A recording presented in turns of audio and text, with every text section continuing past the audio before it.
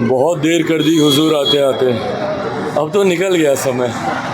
अब आकर आप क्या बताइएगा और किस मुंह से बिहारियों के पास जाइएगा जब आपको 7 चरण 2 महीने में बिहारियों की याद नहीं आई। नमस्कार, मैं पिस्कू साहब फर्स्ट बिहार झारखंड देख रहे हैं। देखिए, लोक जनशक्ति पार्टी रामविलास के राष्ट्रीय अध्यक्ष चिराग पासवान ने राहुल गांधी पर शायराना अंदाज में हमला किया है। कहा है कि आते आते बहुत देर कर दी। क्या कुछ कह रहे हैं चिराग पासवान राहुल गांधी को लेकर, पहले आप उनके बयानों को सुने।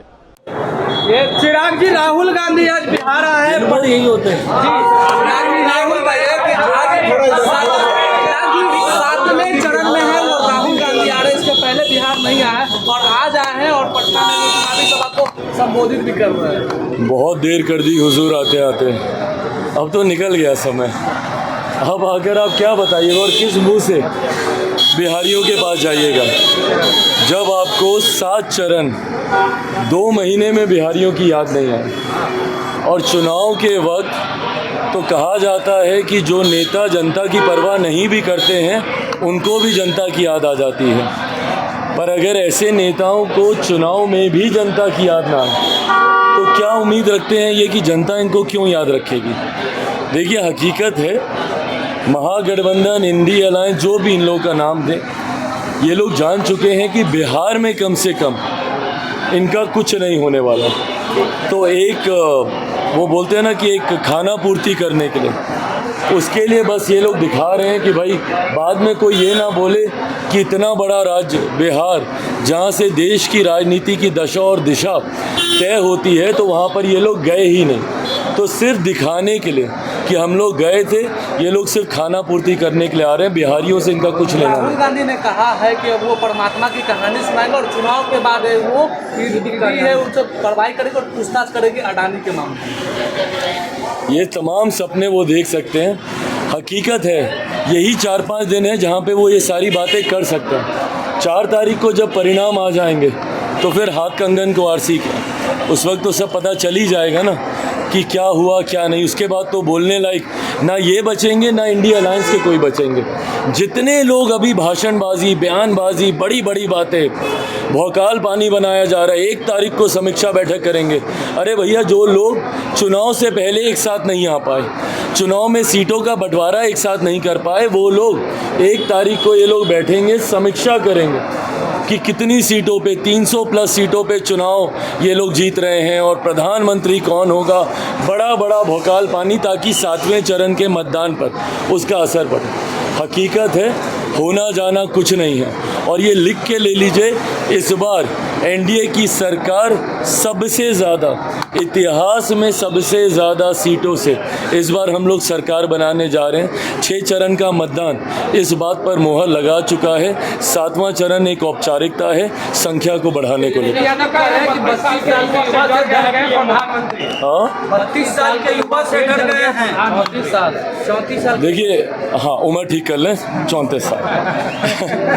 देखिए, इतना गुरूर किसी को नहीं होना चाहिए। आज आप 34 साल के हैं, वो दिन दूर नहीं जब आप भी 70-74 के होंगे। ऐसे में जब वो व्यक्ति कह रहे हैं, वो अपने अनुभव से कह रहे हैं। मैं हमेशा उम्र का, तजुर्बे का, उनके सम्मान करने का मैं पक्षधर रहा हूँ। मेरे प्रधानमंत्री आपको धमकी नहीं दे रहे हैं, आपको सुझाव दे रहे हैं और जो प्रत्यक्ष है उसी की जानकारी दे रहे हैं। क्या आपके ऊपर मामला नहीं चल रहा? क्या बेल का मामला आपके ऊपर नहीं है? ज़मीन, नौकरी के बदले ज़मीन, ये तमाम मामलों में आपके परिवार के लोग उलझे हुए नहीं हैं। तो अगर कोई प्रधानमंत्री अपने अनुभव से आपको सुझाव दे रहे हैं तो उसको मानना चाहिए, ना कि इस तरीके से किसी की उम्र का कटाक्ष करना चाहिए। उम्र किसी की नहीं ठहरती है। आज आप उम्र के इस पड़ाव में अपने आप को युवा नेता कहते हुए गर्व नहीं करते। कुछ समय पहले जेपी आंदोलन में आपके पिता भी युवा नेता थे, मेरे पिता भी थे, सबके थे। उम्र का ये पहिया चलता रहता है। किसी को उम्र को लेकर इस तरीके से कटाक्ष करना ये अच्छी बात नहीं है। तो आपने साफ तौर पे सुना, चिराग पासवान कहते हुए नजर आ रहे हैं कि देखिए, हुजूर आपने आते आते बहुत देर कर दी। जब टिकट बंटवारे की बात हुई थी तो इंडिया गठबंधन के नेता एक नहीं हुए, तो अब 1 तारीख को जो समीक्षा बैठक कर रहे हैं, इससे क्या कुछ होने वाला है? हम लोग का जीत इस बार ऐतिहासिक जीत होगा। 400 की पार इस बार एनडीए गठबंधन है वो सीट लाएगी। इसके साथ ही तेजस्वी यादव को लेकर कहा कि हर कोई का उम्र ढलता है, इस उम्र को लेकर किसी के कटाक्ष नहीं करना चाहिए। महाराज को इतना ही, इससे तमाम ग्रुप में सर बने रहे। आप फर्स्ट बिहार झारखंड देख रहे हैं। पनोरमा ग्रुप, जो सोचता है वो करता है। आपके अपने सपनों का आशियाना। ये लो मुंह मीठा करो, आज मैंने अपना जॉब छोड़ दिया। अब हम पूर्णिया वापस जाएंगे। जॉब छोड़ दिया है? मतलब ये घर कैसे चलेगा? हम करेंगे क्या? और माँ बाबूजी क्या बोलेंगे? इसलिए मैं एक और मिठाई का डब्बा लाया। अपने बिजनेस के लिए लोन अप्रूव हो गया। अरे लोन अप्रूव हो गया वो तो ठीक है, लेकिन पूर्णिया में हम रहेंगे कहाँ? अपना घर भी तो नहीं है वहाँ। इसलिए तो एक और मिठाई का डब्बा अलग से लाया हूँ। हमने पूर्णिया में घर ले लिया है, पूर्णिया के ई होम्स पैनोरमा में। पूर्णिया में पैनोरमा ग्रुप लेकर आए हैं ई होम्स पैनोरमा। बड़ा घर, आलीशान जिंदगी और अत्याधुनिक सुविधाओं के संग। अरे अब क्यों मुंह मीठा करवा रही हो? क्योंकि हम घर वापसी जो कर रहे हैं। घर वापसी की खुशी पूर्णिया में ई होम्स पैनोरमा के संग।